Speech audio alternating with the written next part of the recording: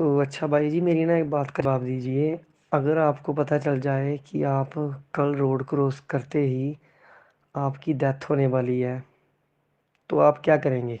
मतलब एक एग्जांपल है, आप जवाब दीजिए। बंदी छोड़ सतगुरु रामपाल जी महाराज जी की जय हो। दो बातें हैं भगत जी।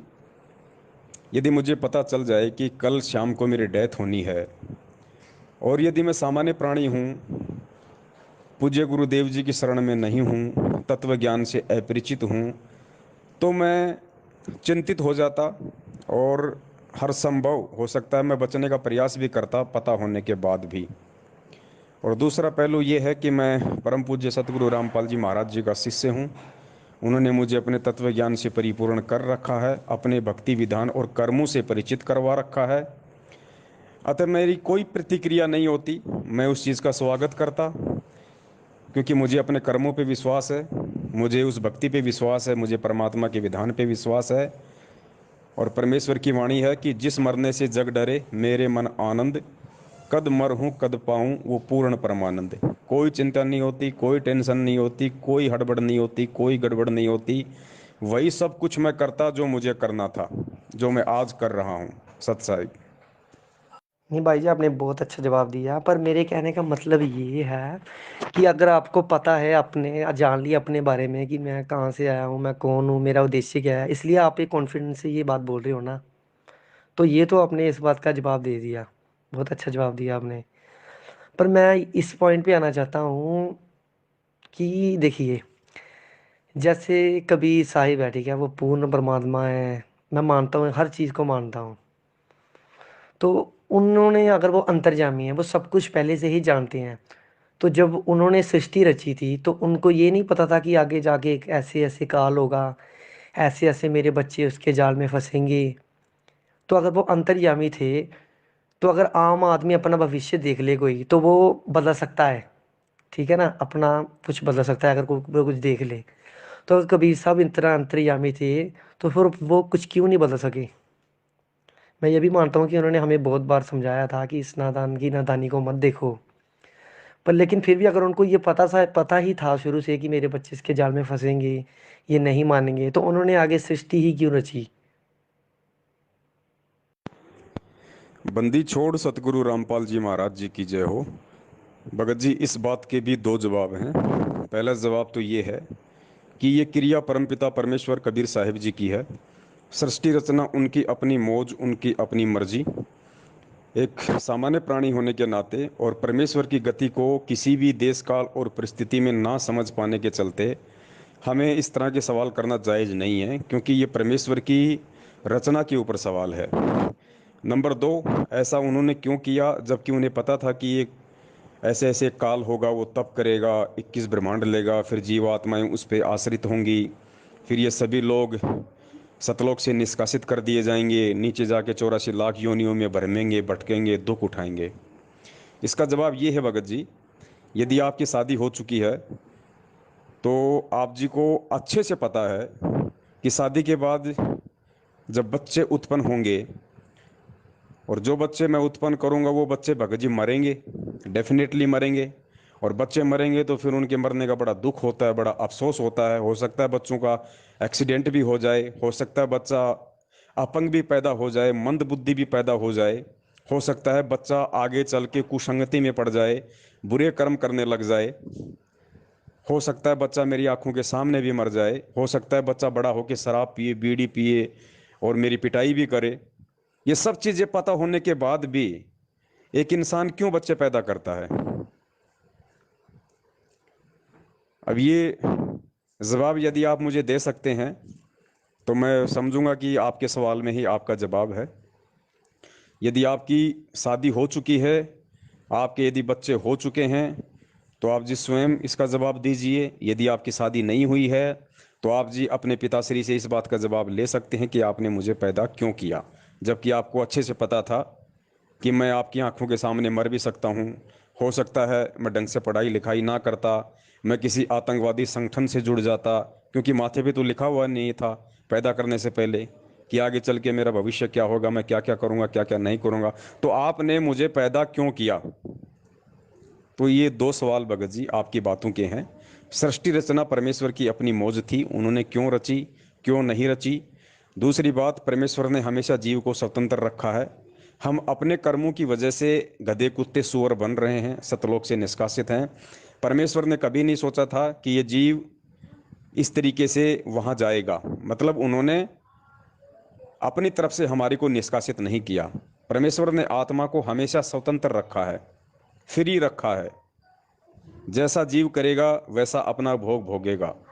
अगर परमेश्वर ने हमारे को बंधन में रखा होता तो हम यहाँ नहीं नहीं आ सकते थे। लेकिन काल के ऊपर हमने आसक्ता की, परमेश्वर ने फिर भी हमें चेताया, हमें जगाया, उसके बाद भी हम नहीं माने। तो परमेश्वर ने फिर अंत में हमारी स्वयं की इच्छा से कि भाई कौन कौन जाना चाहता है इसके साथ में, हमें परमात्मा ने धक्के नहीं मारे। फिर भी परमेश्वर ने पूछा कि भाई आप में से कौन कौन इस काल भगवान के साथ जाना चाहता है। तो ये हमारी नालायकी थी, हमारी कमजोरी थी।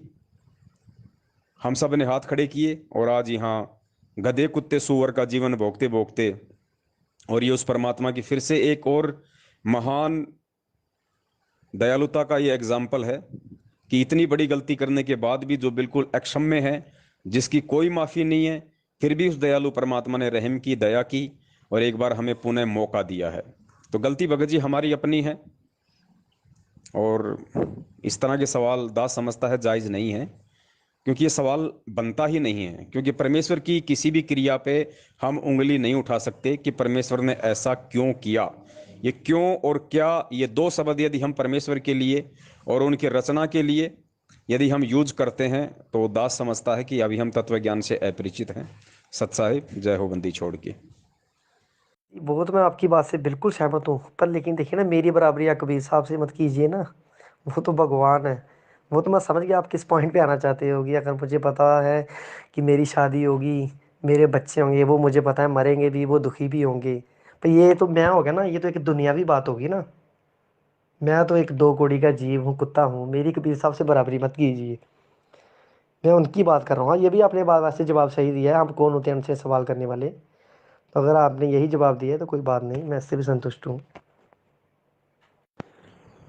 सच्चाई भगत जी, यदि आपने इस बात को स्वीकार किया है और आप अपने आप को संतुष्ट मानते हैं तो दास आपको आगे की बात भी बता देता है।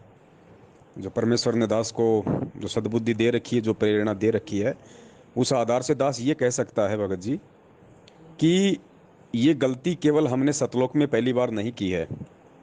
सतलोक से पहले भी हम लोगों ने कोई न कोई गलती अवश्य की है। उस गलती की सजा भोगने के लिए परमेश्वर ने हमारे को सतलोक में उत्पन्न किया। क्योंकि सतलोक सच्चा लोक है, सतलोक को अमर लोक कहते हैं। सतलोक में जाने के बाद किसी की मृत्यु नहीं होती, किसी का जन्म नहीं होता, परमेश्वर अपने सत्संगों में कहते हैं। लेकिन उसके बावजूद भी हम पहले सतलोक में ही थे, और सतलोक का विधान है कि वहाँ जन्म नहीं होता, वहाँ मृत्यु नहीं होती।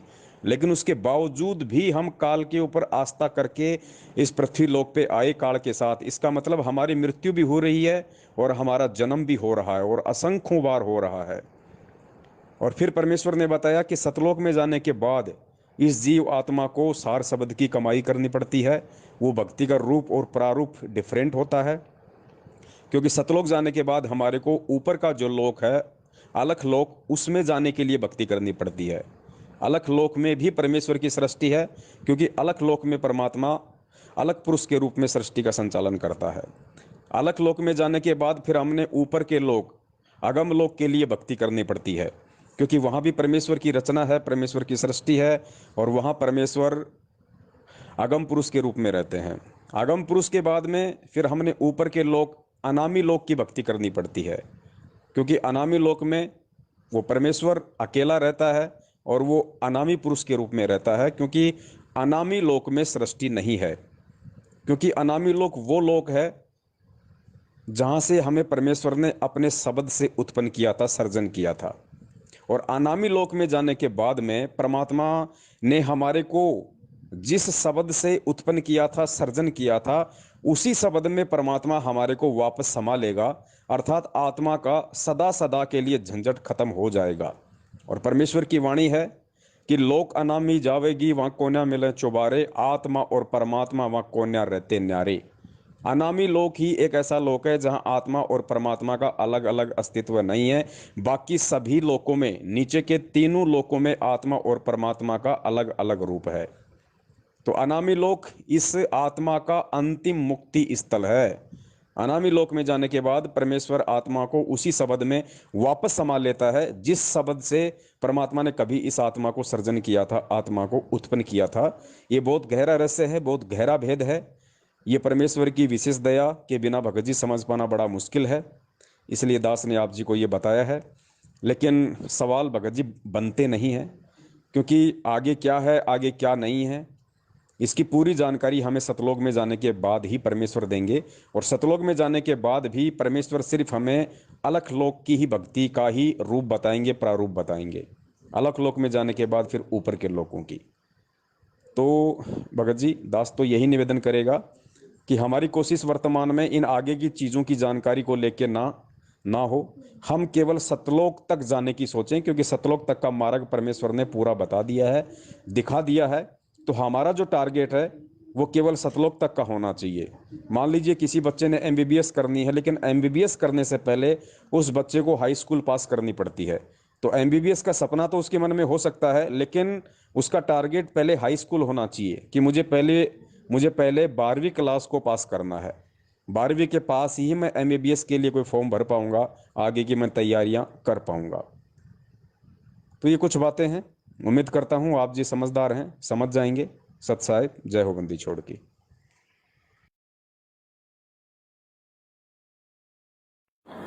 सतलोक में जाके सुरता संकट कट जा सारे, अलख लोक और अगम लोक के, यानी सतलोक में जाकर के फिर अलख अगम लोक को और सतनामी को हम वहां जाकर के प्राप्त करेंगे। वहां अलग से वहां भक्ति, हम चाहेंगे ऊपर जाना तो वहां भक्ति करेंगे, नहीं तो सतलोक में। जैसे वहां इस लोक ने छोड़कर राजी को ना, और ये तो छुट्टे भी गा, तो वहां तो इतना आनंद हो जाएगा। वो आपकी इच्छा, आगे ऊपर चलना या ना चलना, सतलोक तक जाने के बाद कोई कष्ट नहीं है, फिर पुनर्जन्म नहीं है। अनामी लोक में जाने के बाद फिर वहां आत्मा और परमात्मा एक हो जाते हैं, आत्मा परमात्मा में समा जाती है। लेकिन सतलोक, अलखलोक और अगम लोक में वहां आत्मा और परमात्मा का अलग अस्तित्व है।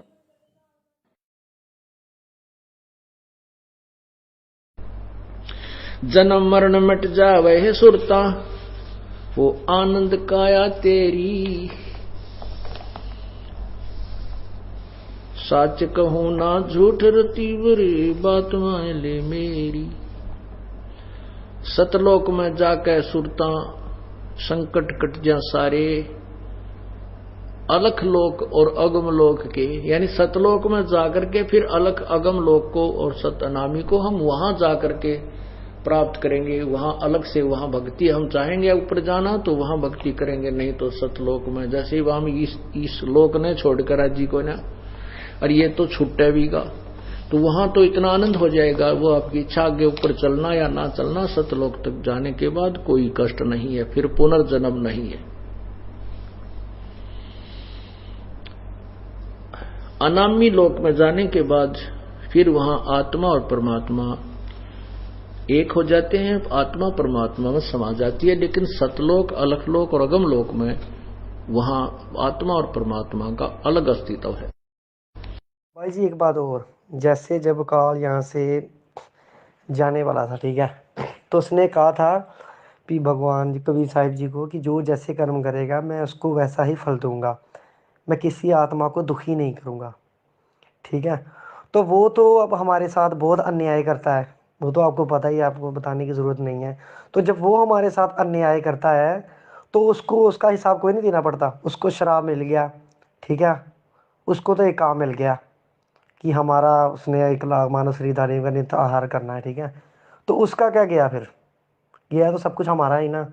ऊपर से वो कबीर साहब की भक्ति भी करता है, जैसे उसने गीता में बोला है कि मैं भी उसी की शरण में ही हूँ अर्जुन, ठीक है। तो वो जब गलती करता है तो उसको उसका हिसाब कोई नहीं देना पड़ता। और सबसे पहले अब भगवान ने उसको 5 तत्व और 3 गुण दे दिए, रजगुण ब्रह्मा, सतगुण विष्णु, तमगुण शिव जी। इनकी वजह से दुनिया में क्या क्या हो रहा है, वैसे सवाल नहीं करना चाहिए ये, पर सोच आती है मन में। रेप हो रहे हैं, कोई क्या हो रहा है, इतनी दुनिया मर रही है, हर एक। अब काल तो क्या भगवान से भी बड़ा हो गया, हम सब कुछ काल के ऊपर ही छोड़ देते हैं कि काल ही सब कुछ है, उसने ये सब कुछ किया। तो फिर भगवान ने क्या किया?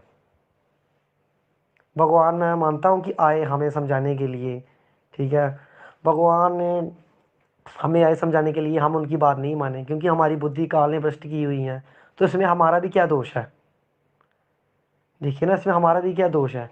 और एक सवाल मेरा और, कि मानता हूँ मैं कि संत रामपाल जी महाराज ही पूर्ण परमात्मा है, ठीक है।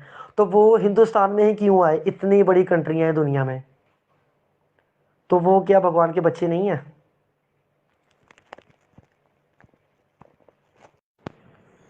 बंदी छोड़ सतगुरु रामपाल जी महाराज जी की जय हो। सतसाई भगत जी, ये सारी बातें विस्तार से और अच्छे तरीके से समझने के लिए मैं आप जी से प्रार्थना करूंगा कि आप पूज्य गुरुदेव जी के सत्संगों को कुछ दिन सुनिए, ध्यान से सुनिए, सृष्टि रचना को बार बार सुनिए। फिर भी आपने शंका जाहिर की है तो कुछ मैं आपकी मदद कर सकता हूँ पूज्य गुरुदेव जी के तत्व ज्ञान आधार से। आपने कहा कि भाई परमात्मा ने हमें ही गधा कुत्ता सूअर बनने के लिए या इतने दुख और परेशानियां भोगने के लिए क्यों बाध्य किया? क्या काल को इसकी कोई सज़ा नहीं मिलती? देखिए, जिसका जैसा कर्म है और जैसी जिसने परमपिता परमेश्वर के साथ में दगाबाजी की है, उस आधार से परमेश्वर ने काल को भी सज़ा दी है, जैसा उसका कर्म है। गुरुदेव ने बताया कि जो ब्रह्मा जी हैं, जब ब्रह्मा जी मर जाता है एक, उसके बाद में जो विष्णु जी हैं वो मरते हैं, और विष्णु जी के बाद में जब 70,000 ये त्रिलोकीय शिव अर्थात शंकर भगवान मर जाते हैं, तब एक काल मरता है, काल की मृत्यु होती है। अर्थात एक ब्रह्मांड का सर्वनाश हो जाता है, सारे प्राणी दूसरे ब्रह्मांड में रख दिए जाते हैं। तो पूज्य गुरुदेव ने बताया कि काल और दुर्गा उस परमपिता परमेश्वर की शब्द शक्ति से, उनके वरदान से दूसरे ब्रह्मांड में जाते हैं, और वहां पे गुरुदेव की शब्द शक्ति से ये दोनों युवा शरीर में प्रकट हो जाते हैं। लेकिन जब ये शरीर छोड़ते हैं तो इनको भी उतनी ही पीड़ा होती है जितनी पीड़ा एक आम व्यक्ति को होती है। और गुरुदेव ने सर्प और उसकी केंचली का एग्जाम्पल दिया कि जिस प्रकार सर्प को अपनी केंचली उतारने के लिए कितना उसको पीड़ा सहन करनी पड़ती है, धीरे धीरे उतारनी पड़ती है, ठीक वैसी ही पीड़ा काल और दुर्गा को भी वो शरीर छोड़ते वक्त होती है। और दूसरे ब्रह्मांड में वो पुनः परमेश्वर के आशीर्वाद से, उनकी शब्द शक्ति से, एक सिस्टम बना रखा है परमेश्वर ने, वो युवा रूप में प्रकट हो जाते हैं। और जितने भी प्राणी जो बीज रूप में परमात्मा के द्वारा दूसरे ब्रह्मांडों में रख दिए जाते हैं, फिर दोबारा से ठीक उसी प्रकार ये ब्रह्मा विष्णु महेश की उत्पत्ति करते हैं, फिर सृष्टि संचालन का पूरा सिस्टम ये लोग सेट करते हैं। फिर आपने कहा कि भाई हमारे साथ ही ऐसा क्यों हुआ? तो इसका एक और अच्छा सा परमेश्वर ने एग्जाम्पल दिया है कि हमारे ऊपर तो फिर भी परमेश्वर ने बहुत बड़ी रहम कर दी। सबसे बड़ी रहम तो उस परमात्मा ने काल भगवान को ये श्राप देके कर दी कि भाई तू प्रतिदिन 1 लाख मानव शरीरधारी आत्माओं का जो सूक्ष्म जो शरीर होगा उसमें जो वासना होगी उसको खाएगा। अब भगत जी, यदि परमेश्वर इस काल को इस तरह का श्राप ना देते तो आप देख रहे हैं यहाँ पे इसने कितने प्रकार के गधे कुत्ते सूअर कीट पतंग, पता नहीं 84 लाख योनियां बना रखी हैं। ये मानव शरीर बिल्कुल भी नहीं देता, लेकिन मानव शरीर देना इसकी मजबूरी हो गई, क्योंकि मानव शरीर में जो सूक्ष्म शरीर है उसमें जो वासना होती है वो इसका भोजन है। तो परमेश्वर ने हम पे दया करी, क्योंकि अगर ये हमें मानव शरीर देगा तो मानव शरीर में ही हम परमपिता परमेश्वर को पहचान सकते हैं, जान सकते हैं, भक्ति कर सकते हैं। और वापस सतलोक जाने के लिए परमात्मा ने हमें एक ही मौका दिया, काल को श्राप देके, आप और हमें मानव शरीर देके। और दूसरा भगत जी, ये मौका केवल आप और हमारे को मिला हुआ है, काल भगवान को वापस सतलोक जाने का मौका नहीं है। ये मौका केवल आप और हमारे को परमात्मा ने दिया। तो हम ये नहीं कह सकते कि परमात्मा ने हमारे साथ ही ऐसा क्यों किया। ये तो हम ये कहना चाहिए कि परमेश्वर ने काल के साथ जो किया वो ठीक किया, हमें तो फिर भी परमात्मा ने वापस सतलोक जाने का मौका दे दिया। क्या आपने कभी सुना है परमेश्वर के मुख कमल से कभी उनके सत्संगों में कि काल वापस चला गया सतलोक, जबकि कितनी आत्माएं वापस सतलोक चली गई वो जरूर आपने सुना होगा। तो एक मौका दिया उस परमपिता परमेश्वर ने हमें। दूसरा आपका सवाल है कि इस पूरे वर्ल्ड में इतने सारे देश हैं, इतनी सारी कंट्रीज हैं, संत रामपाल जी महाराज पूर्ण परमात्मा हैं, वो केवल भारत में क्यों आए, हिंदुस्तान में क्यों आए? तो ये सवाल भी आपका जायज़ नहीं है और कुछ कुछ जायज़ भी है। कुछ कुछ जायज़ इसलिए है कि परमेश्वर भी अपना एक केंद्र इस पृथ्वी लोक पे नियुक्त करते हैं, और जिस प्रकार विश्व के सभी देशों के जो राजदूत भवन है वो केवल देश की राजधानी में है, दिल्ली में है। अब कोई ये कहे कि भाई सभी राजदूत भवन सभी कंट्रीज ने दिल्ली में ही क्यों किए, तो वो उनका एक कॉन्ट्रैक्ट है भाई, वो उनकी आपस की बातचीत है, उनकी सहमति है, हम उसमें कुछ नहीं कर सकते, वो गवर्नमेंट के रूल हैं। क्योंकि राजदूत भवन वहीं होगा जहाँ पे सिक्योरिटी होगी, जहाँ पे सारी सुविधाएं होंगी, जहाँ पे देश के मंत्री रहते हैं, प्रधानमंत्री रहते हैं, जहाँ पे सूचना के सारे साधन उपलब्ध हैं, वहीं पे होता है। तो हिंदुस्तान को परमेश्वर ने इसलिए चुना क्योंकि हिंदुस्तान, देखिए, किसी न किसी भूमि को तो परमात्मा ने चुनना ही चुनना था। तो परमेश्वर ने भारत को चुन लिया, हिंदुस्तान को चुन लिया। यदि भारत को ना चुन के यदि परमात्मा अमेरिका को चुन लेते तो फिर आपका यही सवाल होता कि अमेरिका को क्यों चुना। तो ये सवाल थोड़ा जायज़ है नहीं, और जितना जायज़ था उतना आपको दास ने बता दिया राजदूत का एग्जाम्पल देके। दूसरी बात भगत जी, मैं भगत हूँ नहीं, मैं भगत था पहले भगत, अभी मैं नहीं हूँ भगत। मेरी सिस्टर ने नाम लिया है, मेरी मेरी माता जी ने लिया, मैंने उनको नाम दिलवा दिया था, और मैं खुद कुछ मन में ऐसा हुआ कि विश्वास सा उठ गया। काश आप सही बोलते हैं कि हम तत्व ज्ञान से परिचित नहीं है, पर लेकिन नहीं है भैया जी, मन नीच हो गया, मन से विश्वास ही उठ गया सब कुछ। अब आप इसको काल प्रेरणा कह रहे हो, जो कहना है कह सकते हो, आप बड़े हो हम हमसे, उम्र में भी और ज्ञान में भी। सच्चाई भगत जी, कौन आत्मा परमपिता परमेश्वर की भक्ति के लायक है और कौन आत्मा भक्ति नहीं करेगी, इसमें एक शरीर का दोष नहीं होता है। आपके अंदर जो आत्मा है उस आत्मा के अपने युगों युगों के संस्कार होते हैं, भक्ति प्रारब्ध कर्म होते हैं, उस आधार से ये सारा ऑटोमेटिक सिस्टम है परमात्मा का। परमात्मा सिर में दर्द नहीं लेते हैं। जिस प्रकार परमेश्वर ने एक बीज का उदाहरण दिया कि परमात्मा ने एक सब्जी का या फल का बीज बना दिया, और बीज में परमात्मा ने सारे मेरिट सारे गुण डाल दिए, और परमेश्वर ने विधान बना दिया कि जब इसको किसान खेत में डालेगा तो सबसे पहले इसका अंकुर फूटेगा, फिर इसका पौधा होगा, फिर ये थोड़ा सा पेड़ बनेगा, फिर टहनियाँ बनेंगी, फिर इसके फल लगेंगे। तो हर चीज़ का परमेश्वर ने एक विधान बना के छोड़ दिया है, उसके अकॉर्डिंग ही सारा काम होगा। अब माली यदि बीच में उसमें काट छांट करने की कोशिश करेगा, अपना दिमाग लगाएगा, तो वो पेड़, वो पौधा, वो फल उस तरीके से परिपक्व नहीं होगा जिस तरीके से परमेश्वर ने उसको बनने के लिए आशीर्वाद दिया है। तो ये आप जो हैं भगत जी, आपके शरीर का इसमें कोई दोष नहीं है। शरीर तो केवल एक माध्यम है इस आत्मा को परमेश्वर की भक्ति करने के लिए। लेकिन आपने किस युग में परमात्मा की आपने कैसी भक्ति की, कैसी सेवा की, कैसा आपने दान पुण्य किया, उस आधार से परमपिता परमेश्वर ने आपका एक संस्कार निश्चित किया हुआ है। और जब ये आत्मा सतलोक से आई थी उसी समय परमात्मा ने सतलोक वापस पहुंचने का उसका पूरा सिस्टम सेट कर दिया था परमेश्वर ने उसी समय से। जैसे हम रात को मोबाइल में अलार्म भर के सो जाते हैं सुबह 4 बजे की, तो हमें जगने की ज़रूरत नहीं है, बार बार ये देखने की ज़रूरत नहीं है कि बजेगी कि नहीं बजेगी, हमें टेंशन लेने की ज़रूरत नहीं है। हमने वो टेंशन उस अलार्म को दे दी, हमने उसमें वो सिस्टम सेट कर दिया, वो सिद्धि हमने उसके अंदर डाल दी, वो भर दी हमने, तो वो ऑटोमेटिक 4 बजे ही बजेगी। तो इसी प्रकार परमपिता परमेश्वर ने इस आत्मा को जब सतलोक से निष्कासित किया, उसके बाद में आत्मा वापस सतलोक कब आएगी, कौन से युग में आएगी, कितनी बार ये मानव जन्म लेगी, कितनी बार ये पशु पक्षियों के जन्म लेगी, कितनी बार इसके साथ अच्छा होगा बुरा होगा, सब कुछ परमेश्वर ने सिस्टम सेट कर दिया था एक अलार्म की तरह। तो सब कुछ वैसा ही होगा भगत जी, आपके भक्ति करने से ना करने से कुछ नहीं होगा। देखिए, यदि नाम आपने लिया है तो भक्ति रूपी बीज तो आपने परमेश्वर के हाथों अपने अंतःकरण में डलवा लिया है। और परमेश्वर कहते हैं एक बार यदि कोई आत्मा मेरी शरण में आ जाती है उसके बाद वो अपनी नादानी अपनी कमजोरी के चलते भले मुझसे दूर हो जाए, लेकिन परमात्मा उसको संभालता रहता है। मालिक कहते हैं जो जन मेरी शरण है ताका हूं मैं दास, और गैल गैल लाग्या फिरूं जब तक धरती आकाश। तो परमेश्वर उस आत्मा को फिर छोड़ते नहीं है, चाहे कितने ही युग लग जाएं, कितने ही जन्म उसको देने पड़ जाएं, परमात्मा एक न एक दिन उसको पार अवश्य करेगा। तो हो सकता है आज आप वर्तमान में ये बातें सोच रहे हैं कि भाई मैं भक्ति नहीं कर रहा, मेरा विश्वास नहीं हो पा रहा।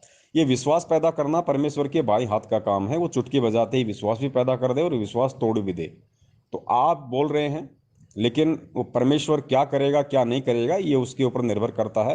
हो सकता है आप दोबारा से पुनः बहुत अच्छी तरीके से भक्ति पे लग जाएं, आप पहले से भी ज़्यादा दृढ़ हो जाएं। या हो सकता है परमेश्वर ने आपको फिर किसी जन्म में अपनी शरण में लेना हो, धीरे धीरे आपके ऊपर भक्ति का रंग चढ़ा के फिर मालिक ने आपको अपनी भक्ति में उस तरीके से लगाना हो जैसा वो चाहते हैं। तो इसमें आपका कोई दोष नहीं है, क्योंकि शरीर का कोई दोष नहीं है भगत जी। इसमें आत्मा के जो संस्कार होते हैं वो कोडवर्ड में फीड होते हैं, उसी के अनुसार इस आत्मा ने चलना है और वापस सतलोक जाने के लिए तैयार होना है। एक बार और बोल देता हूँ भगत जी, मुझे सच बताओ ना अपने दिल की बात, मुझे सतगुरु रामपाल जी महाराज से कोई गिलवा शिकवा नहीं है, क्योंकि उन्होंने तो देखिए पूरी दुनिया हम बचपन से लेके आज तक सुनते आए हैं, हिंदू मुसलमान के झगड़े, ये हो रहा है वो हो रहा है, उन्होंने ये साबित किया है कि भगवान कौन है, परमात्मा कौन है। गुरु नानक देव जी ने कहा एक ओंकार सतनाम श्री वाहिगुरु, साईं बाबा जी ने कहा सबका मालिक एक, पर वो एक मालिक है कौन, ये सतगुरु रामपाल जी महाराज जी ने साबित किया है। उनके लिए मेरे दिल में बहुत आदर है, बहुत सम्मान करता हूँ मैं उनका। मैं मेरी मेन भगवान के साथ थोड़ी सी मैं शंका समाधान कर शंका होती है मुझे, लेकिन रामपाल जी महाराज से मुझे कभी कोई कोई गिरवा शिकवा नहीं है, मैं गुरुद्रोही नहीं हूँ। उनकी तो मैं पूरी बात सपोर्ट करता हूँ, वो जो बोलते हैं सच बोलते हैं। सत्साई भगत जी, बिल्कुल आपने सही कहा। आप जी गुरुद्रोही की श्रेणी में बिल्कुल भी नहीं है, आप जी गुरु विमुख हैं। और वो किसी भी कारण से इंसान हो सकता है, लोकलाज की वजह से हो सकता है, समाज परिवार और रिश्तेदारों के दबाव से हो सकता है, या अपने किसी भक्ति प्रारब्ध संस्कार के थोड़ा बहुत जो माड़ापन उसमें आ जाता है उसकी वजह से हो सकता है। तो आगे का काम उस परमेश्वर का है, वो कब आपको सेट करें, कब आपको वापस भक्ति से लगाएं। और बाकी आप जी भी परमेश्वर से प्रार्थना करते रहिए, परमेश्वर सद्बुद्धि देते हैं, हर चीज़ को समझने की शक्ति देते हैं, पावर देते हैं, सोच देते हैं, बुद्धि देते हैं। तो मैं तो निवेदन करूंगा कि ये सुनहरा मौका है, क्योंकि ये कलयुग का एक तरीके से आप और हमारे लिए तो अंतिम चरण है भाई। क्योंकि हम तो नहीं चाहते कि आगे हमारा मानव जन्म हो, हम तो इसी जन्म में पार होना चाहते हैं। उम्मीद तो यही है और कोशिश भी यही रहेगी, क्योंकि पिछली पीढ़ी है, मोक्ष मार्ग है। इसमें जो हम प्राप्त कर सकते हैं वो अनंत कल्प युगों तक फिर नहीं कर सकते। तो आपकी जो भी शंकाएं हैं आप जी निसंकोच होकर रख सकते हैं कि किस कारण से आप जी भक्ति पे दोबारा से नहीं लगना चाहते हैं। परमेश्वर दया करेंगे तो दास जरूर समझाने की कोशिश करेगा। और वैसे यदि आपकी इच्छा नहीं हो रही तो फिर ये आपका पिछला जो भक्ति संस्कार है उसकी कुछ कमजोरी कही जा सकती है। बैटरी इतनी चार्ज नहीं है, लेकिन उस बैटरी को चार्ज करने का माध्यम भी केवल परमपिता परमेश्वर सतगुरु रामपाल जी महाराज जी से बारंबार प्रार्थना ही है, सिर्फ प्रार्थना। सत साहिब। और भाई जी मेरा एक सवाल और है कि जैसे मान लीजिए कि हम एक कुत्ते के आगे हड्डी रखते हैं, तो वो कुत्ता क्या करेगा, उसको हड्डी को खाएगा ही ना। तो वैसे ही जब वैसे तो उसे अ, सत्संगों में कहते हैं कि काल माया देख के पलट गया, ठीक उसी प्रकार काल के आगे जब परमात्मा ने लड़की का युवा रोज बना के उसके साथ पास भेजा था, उसकी बहन के साथ भेजा था कि जा अपनी बहन को ले जा, परमात्मा के दूसरे पुत्र को उसने कहा था, परमात्मा जी ने कहा था कि ले जा अपनी बहन को। तो जब उसके पास वो लेकर गए थे, तो परमात्मा को नहीं पता था कि इसने यही काम करना है। सत्साई भगत जी, बिल्कुल आपने सही कहा अपनी सोच आधार से। लेकिन देखिए, हम जब सतलोक में थे तो हमें भगत जी बना बनाया खाना मिल रहा था, सारी सुविधाएं मिल रही थी, ना कोई काम धंधा करना पड़ता था, ना किसी का लेना ना किसी का देना, ना किसी का सुनना।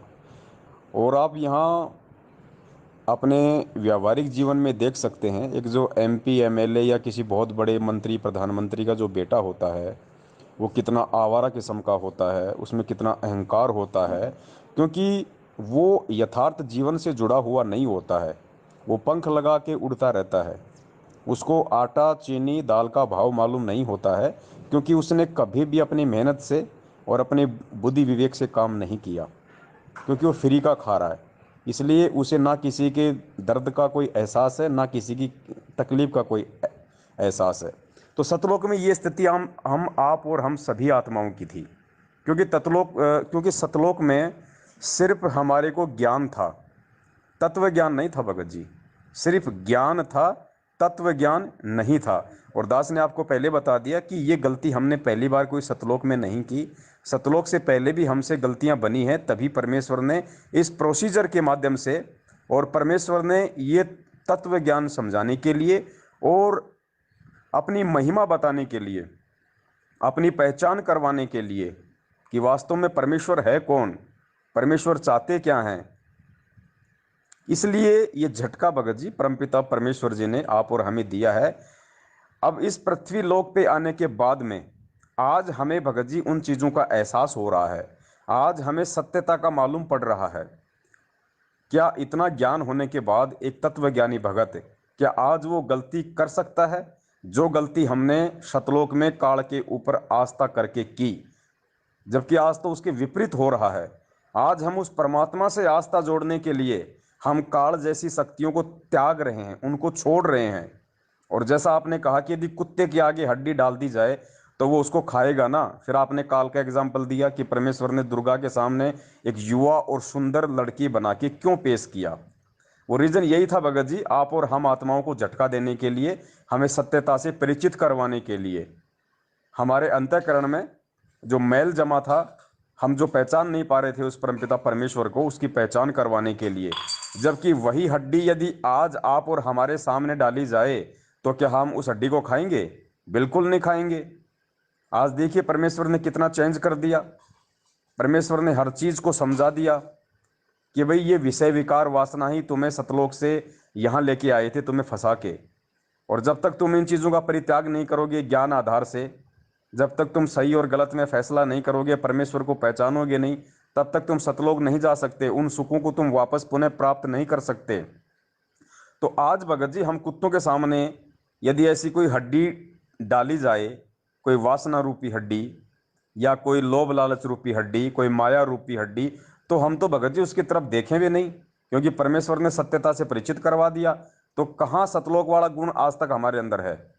जो गलती काल भगवान ने वहां की थी, क्या वो गलती एक सामान्य प्राणी आज नहीं कर रहा, जो गुरुदेव की शरण में है, जो उनके ज्ञान को समझ चुका है, जो अपना मकसद केवल सतलोक में जाना ही जो है वो बना चुका है। उसके सामने चाहे कैसी हड्डियां डालो, चाहे दुर्गा से भी कितनी सुंदर औरतें लाके क्यों ना खड़ी कर दो, जो समझ चुका है उस परमेश्वर को और जो समझ चुका है इस तत्व ज्ञान को, वो उस हड्डी की तरफ देखेगा भी नहीं भगत जी। तो आप ये नहीं कह सकते कि भाई हड्डी को डालेगा तो उसको खाएगा ही खाएगा। ऐसा नहीं होता है। जब परमेश्वर का ज्ञान हो जाता है, जीव को वास्तविक जो मर्म है, उसने जो गलतियां की है और परमेश्वर का क्या मिशन है, जब उस चीज को समझ जाता है तो भगत जी वो उस हड्डी के चक्कर में फिर नहीं पड़ता, वो फिर उस हड्डी के चक्कर में पड़ता है जिसके विषय में गुरुदेव ने अपने पुराने सत्संगों में कहा है कि यहाँ तो तुम एक बोतल दारू की पी के अपने आप को तुम समझते हो कि नशा हो गया, मैं तो मस्त हो गया, लेकिन वो तो 2 घंटे बाद में उतर जाएगी, फिर वो टेंशन। और गुरुदेव ने कहा कि सतलोक जाने के बाद में तुम 100 बोतल दारू की पी लो, ऐसा नशा तो तुम्हारे 24 घंटे रहेगा वहां पे। तो हमको परमात्मा ने उस वास्तविक सत्य से, उन वास्तविक सुखों से फिर परमात्मा ने हमारे को परिचित करवा दिया। और ये होना बहुत जरूरी था भगत जी। इसलिए परमात्मा कहते हैं कि अब जब तुम वापस सतलोक में जाओगे तो अब तुम्हारा दोबारा से पुनर्जन्म नहीं होगा, क्योंकि तुम्हारे को ये कष्ट याद रहेंगे, तुम्हारे को ध्यान रहेगा। ऊपर से जब तुम नीचे देखोगे तो तुम्हारे को जैसे किसी गटर में जो कीड़े वगैरह होते हैं वो रेंगते हुए जो नजर आते हैं ना, उस तरीके से ये पृथ्वीलोक तुम्हारे को दिखाई देगा। इसलिए तुम वापस गलती नहीं करोगे जो गलती तुम पहले करके आए हो। इसलिए परमेश्वर ने कहा कि वापस जाने के बाद में फिर तुम्हारा पुनर्जन्म नहीं होगा, फिर तुम ऊपर के लिए ही प्रस्थान करोगे, नीचे की तरफ आने की नहीं सोचोगे। सत साहिब। एक भाई मेरा सवाल ये है अभी, देखिए जैसे कोई व्यक्ति किसी लड़की के साथ रेप करता है तो वो उसके अंदर वो चीज़ है, ठीक है, उसके वो रजोगुनी ज़्यादा प्रभावित हो गया है, ठीक है। तो उसमें मतलब कि वो चीज़ उसको तंग कर रही है, आप समझ रहे हैं ना। तो सतलोक में तो वो चीज़ थी ही नहीं, काल के पास तो लिंग था ही नहीं था। तो फिर उसके मन में ये कैसे आ गया? आत्मा की एक सोच हो सकती है, लेकिन सतलोक में वहां पे ऐसा शरीर नहीं था, तो वो फिर ये चीज़ कैसे कर सकता था? ये भी मेरा सवाल है एक। तो इस सवाल का जवाब मुझे थोड़ा विस्तार से दीजिए कि वहां पे तो लिंग नहीं था, ये तो परंपरा यहाँ से चली है। तो का आत्मा की एक सोच हो सकती है, ठीक है। तो फिर सोच ही क्या सेक्स कर सकती है? सत्साई भगत जी, आप जी को परमपिता परमेश्वर सतगुरु रामपाल जी महाराज जी के तत्व ज्ञान आधार से दास ने पहले ही ये क्लियर कर दिया है कि सतलोक पूर्ण मुक्ति स्थान नहीं है। सतलोक जाने के बाद हमने फिर आगे के लोकों की भक्ति करनी है। अनामी लोक आत्मा का पूर्ण मुक्ति स्थान है, लेकिन उसके लिए हमने इस प्रोसीजर से गुजरना पड़ेगा। हमने जो भक्ति जो परमेश्वर ने हमें बताई है, इस माध्यम से हमारे को इन सभी लोगों को पार करते हुए सबसे पहले सतलोक जाना है, और सतलोक जाने के बाद फिर हम अंतिम मुक्ति स्थल अनामी लोक में पहुंचेंगे। जिस प्रकार एक बच्चे को एमबीबीएस करनी है तो सबसे पहले उसने स्कूल में एडमिशन लेना पड़ेगा, वो डायरेक्ट वहाँ नहीं चला जाएगा। सबसे पहले उसने एडमिशन लेना पड़ेगा, फिर उसको 1 2 3 4 5 करके उसको 10th तक जाना पड़ेगा, उसके बाद 12th पास करनी पड़ेगी, फिर एमबीबीएस का फॉर्म अप्लाई करना पड़ेगा, फिर 3 या 4 साल उसकी पढ़ाई करनी पड़ेगी, फिर वो एमबीबीएस के लिए सेलेक्ट किया जाता है, उसके बाद भी उसकी ट्रेनिंग होती है। तो इस प्रकार भगत जी ये एक प्रोसीजर है। आपने कहा कि सतलोक में ये सब चीज़ें है ही नहीं, तो उसके मन में ये सब विकार उत्पन्न कहाँ से हुए, उसके मन में वासना कहाँ से जागृत हुई? भगत जी सतलोक में सब कुछ है, क्या नहीं है सतलोक में? आप इस 21 ब्रह्मांड में जो भी कुछ देख रहे हैं, ये कहाँ से आया है? ये 5 तत्व, ये 3 गुण, ये सब कुछ कहाँ से आए? ये सतलोक से ही तो आए हैं, कहीं और से थोड़ी आए हैं। तो पहले ये सब कुछ सतलोक में ही तो था। ये जो पहाड़ आप देख रहे हैं, ये आप जो ये रचनाएं आप देख रहे हैं, ये नदियां आप जो देख रहे हैं, ये झरने आप देख रहे हैं, ये सब क्या है? ये समुद्र आप जी देख रहे हैं, ये नदियां देख रहे हैं, क्या है? ये यहां आने के बाद नहीं बनी है, ये सब कुछ सतलोक से बनी बनाई आई हैं। परमात्मा ने खाली इस प्लाट को ऐसे की ऐसे अपने शब्द शक्ति से यहां भेज दिया। या आप जो ये पहाड़ जो देख रहे हैं, जो हिमालय देख रहे हैं, या अन्य कोई पहाड़ यदि आप देख रहे हैं, यार ये सारे पहाड़ सतलोक में थे, ये वहीं से आए हैं। सिर्फ अंतर इतना है कि सतलोक में ये सब मतलब कि नूरी थे, यहां आने के बाद में ये 5 तत्व और 3 गुण में तब्दील हो गए। बाकी सेम रचना गुरुजी ने बताई कि इस 21 ब्रह्मांड की जो रचना है वो नकली है और सतलोक की रचना असली है। तो ये 5 तत्व, ये 3 गुण, ये सूरज, ये चांद, ये सब कुछ वहीं तो थे। परमेश्वर ने सृष्टि रचना में बताया कि जब इसने 70 युग 2 बार इसने तप किया, और सबसे पहले तो परमेश्वर ने इसको 21 ब्रह्मांड दे दिए, दूसरी बार इसने 70 युग तप किया तो इसने कुछ रचना की सामग्री मांगी। तो परमेश्वर ने कहा कि बेटा तेरा जो भाई है जो कूरंब, उसके पास चला जा, मेरा नाम ले देना, और उससे जाके तू 5 तत्व और 3 गुण ये सृष्टि रचना की सामग्री ले आ। तो काल वहां पे चला गया। जाने के बाद में उसने देखा कि कूरम अपनी जो है साधना कर रहा था, वो ध्यान मगन था। तो काल ने उसको आवाज लगाई, वो नहीं जागा। तो काल को थोड़ा गुस्सा आया कि मैं बोल रहा हूं और ये मेरी तरफ ध्यान नहीं दे रहा। उसने उसके मुकुट को पकड़ के हिला दिया, और जैसे ही उसने उसके मुकुट को पकड़ के हिलाया, उसमें से बीज रूप में ये सूरज चांद सितारे सारी चीजें निकल निकल के ये अपने वास्तविक रूप में आ गई भगत जी, 21 ब्रह्मांड में, वहीं पे जहां पे ये काल था। उसके बाद जब कूरम जागा तो उसने गुस्सा किया। फिर परमात्मा ने आकाशवाणी की कि बेटा ये नादान है, ये मूर्ख है, और तू इसका बड़ा भाई है, तू समझदार है, तू इसके बराबर मत, तू तेरे को इसके बराबर नहीं होना है। और आज के बाद मैं इसको और श्राप देता हूं कि इसके लोक में कभी भी शांति नहीं रहेगी, ऐसे ही हड़बड़ी रहेगी जिस प्रकार इसने तेरे साथ में की है, जो इसने जल्दबाजी की है ना, इसके लोक में भी सदा ऐसे ही रहेगा। तो ये श्राप भी गुरुदेव ने बताया कि वहीं से लगा हुआ है। तो 5 तत्व 3 गुण इसको भगत जी सतलोक से तो मिले थे। अब ये तो है नहीं कि भाई जो आत्मा थी उसको खाली काल नहीं देखा होगा। बाकी आत्माओं ने भी तो काल को, उसको, दुर्गा को देखा होगा ना, क्योंकि परमेश्वर ने उसको युवा बनाया था, उसको सुंदर लड़की बनाया था, फिर काल के पास में भेजा था। तो काल उसके ऊपर मोहित क्यों हुआ, काल वासनाग्रस्त क्यों हुआ? क्योंकि इसने सबसे पहले वहां की मर्यादा तोड़ी थी। सबसे पहले काल भगवान ने ही सतलोक में मर्यादाओं का हनन किया था। तो जाहिर सी बात है, पांचों तत्वों का और तीन गुणों का इसके ऊपर असर हो गया। एग्जाम्पल के लिए, आपके घर में लाइट है, लाइट बहुत अच्छा काम कर रही है, आपको बिल्कुल भी परेशान नहीं कर रही। गर्मी में आपको पंखे से हवा मिल रही है, एसी चल रही है, कूलर चल रहा है, आपकी मिक्सी चल रही है, और सारे काम कर रही है, आपके जीवन को बहुत आसान बना रही है, भौतिक सुविधाओं के लिए बहुत अच्छी है। अगर आप अपनी नालायकी से उसी लाइट के नंगे तार को यदि आप छू लोगे तो क्या होगा? वो आपके ऊपर वो असर करेगी जैसा उसका असर है, आपके बेटे पे नहीं करेगी। बेटे को तो फिर भी एसी से हवा मिल रही है, क्योंकि लाइट को आपने छुआ है, आपने गलती करी है, आपने जो नियम जो हैं उसके, इलेक्ट्रिसिटी के, कि भैया अगर इसको हाथ लगाओगे नंगे तार को तो ये ऐसा झटका मारेगी। तो काल ने वही किया भगत जी वहां पे। सबसे पहले मर्यादाओं का हनन इसी ने किया, तप इसी ने किया, अलग से राज्य प्राप्ति की लालसा इसी ने की, सारा और पांच तत्व तीन गुण भी इसी ने मांगे। तो इसके ऊपर वो असर करना ही करना था भगत जी। तो वो पांच जो है तीनों गुणों का असर काल के ऊपर हुआ, तो वासना उसी के अंदर जागृत होनी थी। और ये होना इसलिए भी था क्योंकि दास ने आपको पहले ही बताया, क्योंकि हम आत्माओं को सबक परमात्मा ने सिखाना ही सिखाना था। तो निमित्त तो परमात्मा ने किसी न किसी को बनाना ही बनाना था, वरना परमात्मा शुरू में ही सृष्टि रचना खुद क्यों ना कर देते। अगर परमेश्वर शुरू शुरू में सृष्टि रचना अगर अचिंत को ना सौंप के यदि स्वयं ही सृष्टि को रच देते, तो कहाँ तो अक्षर पुरुष को पैदा करना पड़ता, ना अक्षर पुरुष पैदा होता, ना वो मानसरोवर में जाके सोता, ना परमात्मा ने अंडे से काल को उत्पन्न करना पड़ता।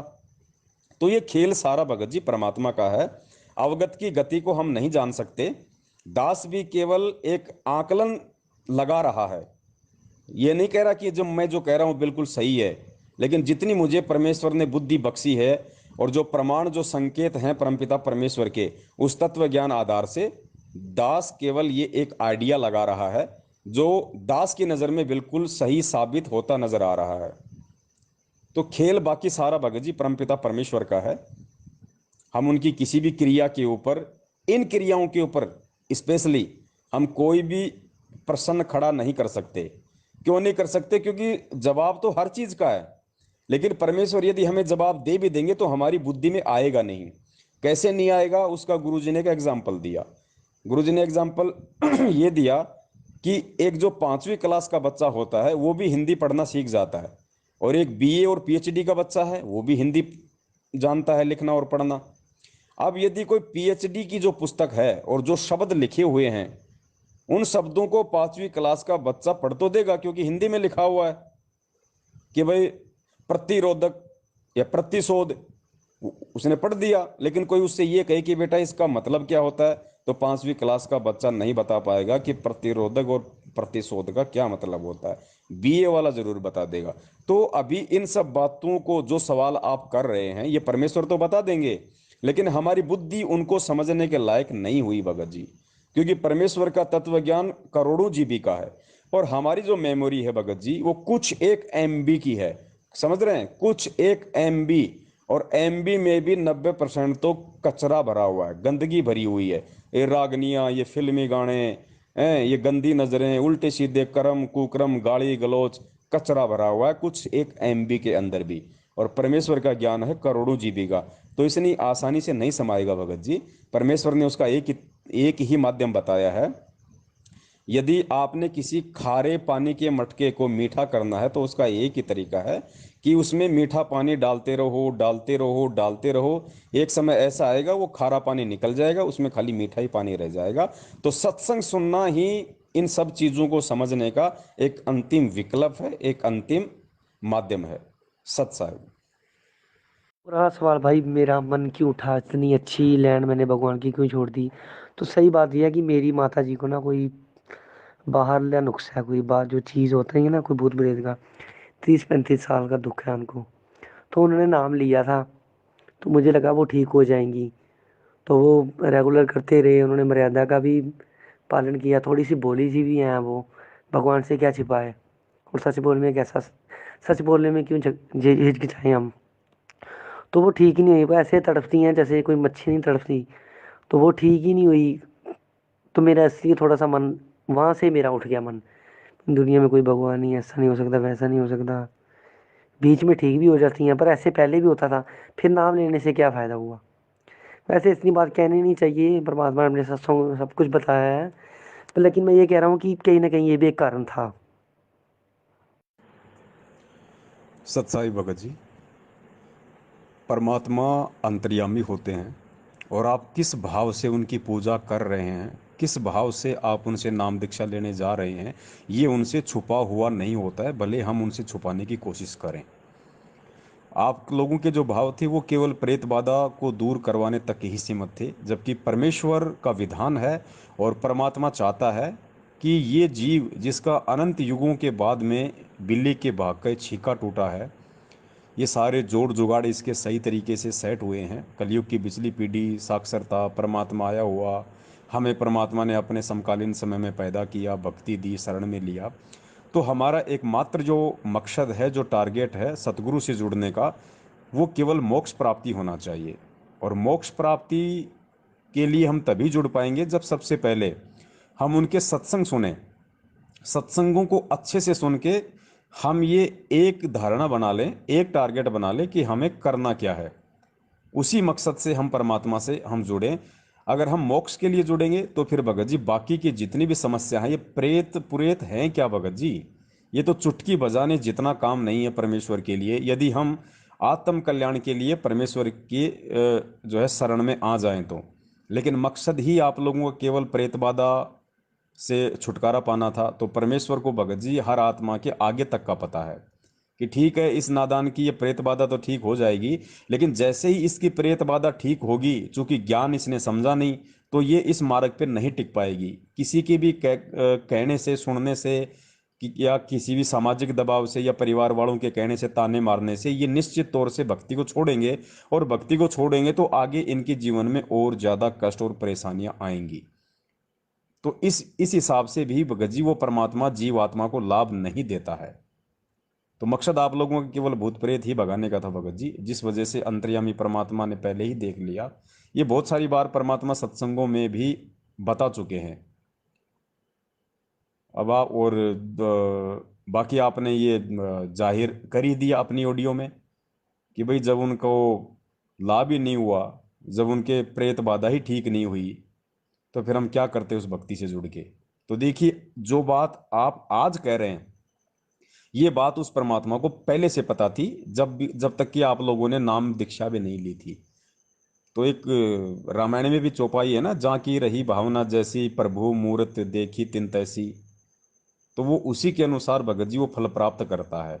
इसीलिए परमात्मा बार बार ये जोर देते हैं कि भैया पहले सत्संग सुनो, एक बार सुनो, दो बार सुनो, 10 बार सुनो, 100 बार सुनो। ये जरूरी नहीं होता है कि आश्रम में अगर आप किसी के साथ चले गए तो आपने नाम दीक्षा लेना जरूरी है, ऐसा कुछ नहीं है। गुरुदेव ने कहा कि 10 बार आओ, चाहे 50 बार आओ, या खाओ, सोओ, पियो, नहाओ धो, सब फ्री सुविधाएं हैं। लेकिन पहले ज्ञान को समझो। सत्संग सुनो, सत्संग सुनने के बाद में डीवीडी लेके जाओ, मेमोरी कार्ड लेके जाओ, पुस्तकें लेके जाओ। जिस दिन आपको सत्संग समझ में आ जाए कि वास्तव में मेरे सामने जो हैं मेरे गुरु रूप में ये कौन है, और वास्तव में मेरे मानव जीवन का असली मकसद क्या है, असली टारगेट क्या है, मुझे करना क्या है, उसके बाद भगत जी प्रेत हैं क्या, ये तो बाएं हाथ का काम है उस परमपिता परमेश्वर का।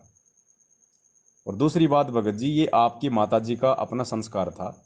अब आपको तो अपनी माता जी दिखाई दे रही है और परमेश्वर को अपनी आत्मा दिखाई देती है।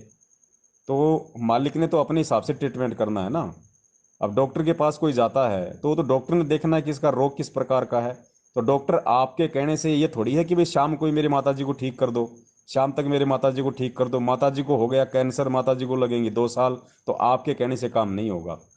दूसरी बात, आपकी माताजी के प्रारब्ध और संस्कारों पे निर्भर करता है।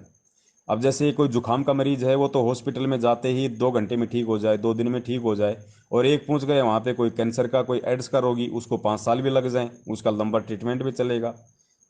तो इसी प्रकार जैसे परमेश्वर की वाणी है कि जब ही सतनाम हृदय धर्यो भयो पाप को नाश, जैसे चिनगारी अग्नि की पड़े पुराने घास। परमेश्वर कहते हैं सतनाम जिस दिन आपने ले लिया, सच्चा नाम, उस दिन के बाद आपके पाप कर्मों का सत्यानाश होना शुरू हो जाता है। लेकिन ये डिपेंड करता है कि आपके पाप कर्म कितने हैं। अब परमेश्वर ने बताया जैसे घास है, एक तो 2 किलो घास है और एक 5 टन घास है, तो माचिस तो अपना तुरंत काम करेगी। अगर आप 2 किलो घास को लगाओगे तो तुरंत लग जाएगी, और वही माचिस, वही सतनाम यदि आप 5 टन के लगाओगे तो भी लग जाएगी। लेकिन किसके पाप कर्म कितने हैं ये निर्भर करता है। उसी हिसाब से भगत जी धीरे धीरे उस आत्मा को राहत मिलती है। तो ये आप लोगों की सत्संग ना समझ पाने के चलते ये कमजोरी थी, और आप लोगों ने अपने मन में फिर परमपिता परमेश्वर के प्रति ये दोष देख लिया। तो भगत जी फिर कहाँ फायदा होना था, क्योंकि भक्ति का नियम है, ये विधान है कि नाम दीक्षा लेने के बाद यदि आपको अपने गुरु में भक्ति में जरा सा भी कोई संदेह या शंका प्रकट हो गई, उसी समय आप नाम रहित हो जाओगे। तो आपके मन में तो कितनी शंकाएं आई होंगी, तो आप तो नाम रहित हो चुके थे। और नाम रहित होने के बाद भगत जी परमात्मा की पावर उस आत्मा तक, उस घर में नहीं पहुंचती है। तो सबसे पहले आप लोगों ने सत्संग सुनने थे भाई। और आज वर्तमान में ये खाली आपके साथ नहीं है, आज सन 2014 के बाद जो ये नाम लिए जा रहा है सतलोक आश्रम मैनेजमेंट हरियाणा के फर्जी नामदान केंद्रों से, यही रीजन है। कोई 2 महीने रुकता है, कोई 6 महीने रुकता है, लाभ हुआ तो ठीक है, नहीं तो छोड़ो, किसी और को पकड़ो। क्यों? क्योंकि ज्ञान कोई नहीं समझ रहा और ना कोई किसी को ज्ञान समझा रहा। बस ये कहते हैं हमारे गुरुजी के शरण में आ जाओ, तेरे भूत भग जाएंगे, तेरे बेटे की शादी हो जाएगी, इसकी नौकरी लग जाएगी। भगत भी यही प्रचार करते हैं। कोई नहीं कहता कि सबसे पहले ज्ञान समझो, इस पुस्तक में क्या लिखा हुआ है उसको जानो पहचानो। सबको ये चिंता है कि मेरा टारगेट कम ना रह जाए, लोग ये ना कहते हैं कि यार तूने तो इतने भगत जोड़े, तूने तो केवल इतने भगत जोड़े। तो सबको चिंता ये है कि ज्यादा से ज्यादा भगत जोड़ूं। तो ये भगतों को जोड़ना नहीं होता, ये उनके साथ में खिलवाड़ करना होता है, जिसका मतलब संगत समझ नहीं रही है, और जिसका दुष्परिणाम संगत भी भोग रही है। और सामने वाला जो जल्दबाजी में नाम दीक्षा ले रहा है भूत भगाने के लिए, वो तो भुगत ही भुगत रहा है। तो ये बहुत सारी बातें भगत जी ये परमेश्वर के ज्ञान से ही समझ में आएगी। सत साहिब। सही कहा भाई आपने। भाई एक बात बताइए, आप वैसे इतनी देर हो गई सेंटरों को चले हुए, आप सेंटरों के खिलाफ अभी बोलना शुरू किया आपने। तो आपने भी जो है 14 से नाम लिया है। मैंने वैसे आपकी पूरी लाइव वीडियोस नहीं देखी फेसबुक पे, पर थोड़ा बहुत सुना है। लेकिन अब आपको ये क्यों लग रहा है कि सेंटर वाले गलत ही हैं, और हमने भी वहाँ से ही नाम लिया है प्रथम? तो इनका क्या चक्कर है? मैंने सुना कि आपको इन्होंने इन्होंने आप पे हमला भी करवाया था। तो आप तो वैसे सच बोलते हो, आपने बहुत हिम्मत रखी है, क्योंकि आप परमात्मा के बच्चे हो जो अच्छी तरह से उनके ज्ञान को समझ चुके हो, और आपने भी बहुत बड़ा बलिदान दिया है। वैसे तो आपका नाम सब तरफ मशहूर है, आपको तो हमारी जान है। आप बहुत अच्छा काम कर रहे हो भाई। परमात्मा तो आपको पार करके ही छोड़ेगा। पर अगर आपका छोटा भाई आपसे एक बात पूछ रहा है कि आप ये थोड़ा सा रहस्य बता दें कि ये क्या चक्कर क्या है सेंटर वालों का। वैसे तो रामपाल जी महाराज जी ने किसी सत्संग में तो कहा नहीं कि मेरे रेट जाने के बाद आपको सेंटरों में इनामदान मिलेगा। तो बात तो वही सही है कि जो उन्होंने सत्संगों में कही है, जो हम अक्सर हर बार नहीं समझ पाते हैं, लेकिन हर बात का जवाब सत्संग में ही होता है। तो आप ज़रा बताइए कि ये क्या चक्कर है सेंटरों वालों का। सच्चाई भगत जी, शायद आपको पता नहीं है, जब ये नामदान केंद्र शुरू शुरू में जब खुले थे 2015 में, ये नामदान केंद्र खुलने के 4-5 महीने बाद से ही दास ने इनका विरोध करना शुरू कर दिया था, संगत को सच्चाई बतानी शुरू कर दी थी। सबसे पहला नामदान सेंटर इन्होंने हिसार में खोला था, हिसार के बाद इन्होंने राजस्थान के जोधपुर में खोला, और तीसरा नामदान केंद्र पूरे विश्व में मुझ पवन दास के घर पे इन लोगों ने खोला था। हालांकि ये खोलना तो नहीं चाहते थे, क्योंकि सबसे पहले तो ये मोटी मुर्गी देख रहे थे, जयपुर में जो पैसे वाले लोग थे उनको तलाश कर रहे थे ताकि इनको सारी सुविधाएं वहीं से मिल जाएं। लेकिन उस समय जयपुर के किसी भी भगत ने, ना तो जयपुर के कोऑर्डिनेटर ने, ना एक जयपुर में वकील है राम किशोर उसने, एक लोकेंद्र है बिजनेसमैन उसने, किसी ने भी हाँ नहीं भरी, केवल दूसरों का ही मकान दिखाते रहे। और दास इनसे प्रार्थना कर रहा था, क्योंकि दास के भाव थे सेवा के, उस समय तक मुझे सच्चाई का नहीं पता था। अंत में जब इन लोगों को लगा, क्योंकि एक तो गुरुजी का जवाई था, एक राजस्थान के स्टेट कोऑर्डिनेटर था, और एक जो बलजीत है उसका लड़का था अनिल, ये तीनों लोग आए थे। तो जब इनको अंत में कहीं कोई चारा नहीं दिखाई दिया तो वो इन्होंने मेरी प्रार्थना को स्वीकार किया और मेरे घर पे नामदान केंद्र रख के चले गए। 2 महीने तक घर पे नामदान केंद्र रहा। उसके बाद में मेरे किसी पड़ोसी ने शिकायत कर दी, घर पे पुलिस आई। उन्होंने मुझे सख्त हिदायत दे दी कि यहाँ पे ये नामदान केंद्र नहीं चलना चाहिए, हमें शिकायत मिली है कि आप रामपाल जी को जेल से बाहर निकलवाने के लिए चंदा इकट्ठा करते हो। तो मैंने कहा भाई यहाँ पे फालतू में नाटक करेंगे, तो मैंने अपनी सहमति से, मैंने मेरी मर्जी से, और जयपुर के एक प्रहलाद जी हैं उनके घर पे नामदान केंद्र रखा। उसके बाद तकरीबन महीना 1.5 महीना मैंने वहाँ भी सेवा की। ऐसी कोई बात नहीं थी कि भाई कोई गुरुजी के नाम से छीन लिया या गुरुजी का आदेश है, ऐसा कोई मतलब नहीं, कोई बात ही नहीं थी ऐसी। ऐसी तो आज ये लोग झूठी भ्रमणा फैला रहे हैं संगत को मूर्ख बनाने के लिए, ताकि संगत दास के वीडियो ना देखे और सच्चाई से परिचित ना हो जाए। और दूसरी बात भगत जी, अध्यात्म में परमेश्वर के आदेश की बहुत बड़ी भूमिका है। उनके शरीर में रहते सहते उनके आदेश की बहुत बड़ी भूमिका है। हम इनसे यही तो कह रहे हैं ना कि यदि नाम दीक्षा केंद्र खोलने का आदेश, भाई पहली बात तो ये कि ये जो सत भक्ति मार्ग है, ये कोई आसाराम के पंथ की तरह तो है नहीं, राम रहीम के पंथ की तरह तो है नहीं, या किसी निरंकारी या राधा स्वामी वालों के पंथ की तरह तो है नहीं कि जो मर्जी भाई इसको गुरुजी का काका भी चला लेगा, गुरुजी की मौसी चला देगी, गुरुजी के बेटे चला देंगे। ये तो परमेश्वर के वचन से और उन्होंने जो सब कुछ संगत के सामने रखा हुआ जो क्लियर है, उसी आधार से ये मार्ग चलेगा, ये पंथ चलेगा। तो आज तक गुरुदेव ने कभी भी किसी को नामदान केंद्र खोलने का आदेश नहीं दिया है। हम यही तो कहते हैं कि अगर गुरुजी का आदेश यदि नामदान केंद्र खोलने का है तो भाई हमें गुरुजी का आदेश बता दो ना। 2014 के बाद से यदि गुरुजी का कोई आदेश आपके पास में हो तो हमें आदेश दिखा दो। ये ऑडियो तो हम मानेंगे नहीं, ऑडियो तो भाई साहब कोर्ट ही नहीं मानता। ये लेटर हम मानेंगे नहीं, क्योंकि ये तो कोई भी टाइप कर देगा, पीला पर्चा कंप्यूटर से, मोबाइल से कोई भी टाइप करके भेज देगा। और परमेश्वर की वाणी है कि जब तक ना देखे निज नैना तब तक ना माने गुरु के बहना।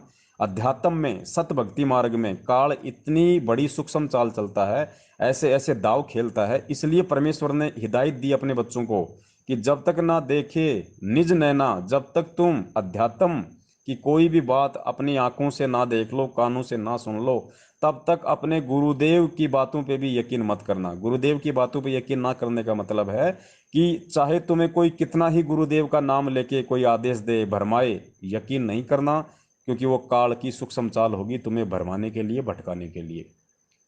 तो आज तक कोई आदेश ये लोग हमें नहीं सुना पाए हैं।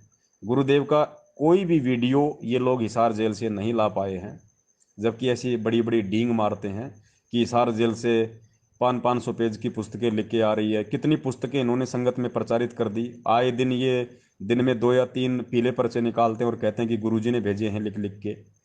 हैं कोई 25-30 ये लोग 200-200 300-300 500 पेज की पुस्तकें संगत में बांट चुके हैं 2014 के बाद, ये कहकर के गुरुजी हिसार जेल से लिख लिख के भेज रहे हैं।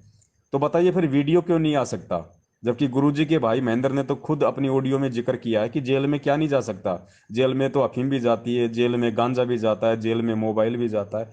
अरे जब सब कुछ जेल में जाता है तो एक छोटा सा वीडियो बाहर क्यों नहीं आ सकता भाई साहब। लेकिन आएगा कैसे, क्योंकि संत वचन पलटे नहीं, चाहे पलट जाए ब्रह्मांड। ये सत भक्ति है। परमात्मा कबीर जी धरती पे प्रकट हैं। दोगले वो कभी हो नहीं सकते, दोगले वचन वो कभी बोल नहीं सकते, क्योंकि वो उनके आचरण में नहीं। और परमात्मा एक वचन अपना बहुत पहले बोल चुके हैं सत्संग में कि भैया ये डीवीडी से जो नाम दीक्षा है ये मेरे सतलोक जाने के बाद दी जाएगी, दास इसकी व्यवस्था करके जाएगा, उसके बाद में सारा नाम भी डीवीडी से ही दिया जाएगा। लेकिन जब तक दास शरीर में है तब तक दास ही देगा। जबकि डीवीडी 2005 में ही बन चुकी थी और 2006 में गुरुजी जेल में गए थे। उससे पहले 2 साल गुरुजी जेल में रहे थे, 2006-2008। तो जब डीवीडी 2005 में बन चुकी थी तो 2006 से 2008 के बीच उन 2 वर्षों में नामदान केंद्र कहीं क्यों नहीं खोले गए। डीवीडी तो उस समय भी थी जी, गुरुजी को जेल में तो लेके नहीं गए थे, डीवीडी इन्हीं लोगों के पास में थी। जबकि उस समय तो नाम शुद्धिकरण के लिए 2 साल तक कोई नाम शुद्धिकरण केंद्र भी नहीं खुला था, जबकि वो तो खुल जाना चाहिए था। इससे ये सिद्ध होता है कि सतगुरु का जो वचन होता है वो फाइनल है। गुरुदेव ने कह दिया कि मेरे सतलोक जाने के बाद डीवीडी से नाम दीक्षा देने की व्यवस्था की जाएगी, तो सत्य है, इसमें परमात्मा हेर फेर नहीं करेगा वर्तमान में। और आदेश क्या होता है, आदेश वो होता है जो गुरुजी ने बताया। हमारे दादा गुरुदेव स्वामी रामदेवानंद जी महाराज जी ने जब संत रामपाल जी महाराज जी को नाम दीक्षा देने का आदेश दिया तो उन्होंने पूरी संगत को इकट्ठा किया। पहले सबको एक टाइम दे दिया कि उस दिन सारी संगत इकट्ठी हो जाओ, सब लोग आए। उसके बाद गुरु जी ने अपने जो दादा गुरु जी थे उन्होंने अपने पूज्य गुरुदेव जी को खड़ा किया और कहा कि भाई आज के बाद ये नाम दिया करेगा, गुरु जी का नाम लेके कहा, और जो इससे नाम दीक्षा नहीं लेगा उसका और मेरा कोई संबंध नहीं है, और जिन्होंने मेरे से नाम दीक्षा ले रखी है वो भी दोबारा से इससे नाम दीक्षा लो, वरना उसका अध्यात्म जीवन शुरू नहीं है। तो जो समझदार थे उन्होंने तो नाम दीक्षा ले ली, जिन्होंने नहीं लेना था उन्होंने नहीं ली। तो वो होता है आदेश नाम दीक्षा का। तो ऐसा कोई आदेश बता दो, सत्संगों में बता दो, आज तक 2014 के बाद का कोई वीडियो दिखा दो, या गुरुजी का ऐसा कोई भी सत्संग दिखा दो जिसमें गुरुजी ने यह कहा हो कि ये जो बरवाड़ा में जो डीवीडी से नाम दीक्षा दी जा रही है 2009 से 2014 तक, ये मेरा आदेश है। या गुरुजी ने किसी को भी कहा हो किसी भी सत्संग में, वो सत्संग दिखा दो जिसमें गुरुजी ने कहा हो कि जा बेटा जाके डीवीडी से नाम दीक्षा ले ले। एक भी सत्संग में दिखा दो भगत जी। परमेश्वर हमेशा ये कहा कि बरवाड़ा में मेरे से नाम दीक्षा लेने से मोक्ष होगा।